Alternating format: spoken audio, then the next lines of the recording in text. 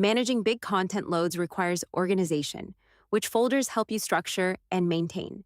Now we're growing the structure to allow you to be neater when juggling multiple clients, campaigns, or content types. Let's check these improvements out. This feature lets you add folders inside existing ones to organize your templates and campaigns, with support for more than 5 layers for improved email marketing organization. Let's learn how to create a nested folder and how to move assets into it. Navigate to the Email tab inside the Marketing section and access campaigns or templates. Click the 3 dots next to a campaign or template and select Move to Folder. Select your main folder, then click New Folder.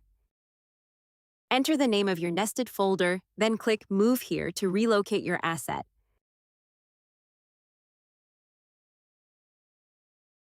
Additionally, you can click the New Folder button once inside an existing folder to create a nested folder directly, helping you apply the same folder logic across campaigns and templates to keep your assets properly organized. We hope you enjoy it.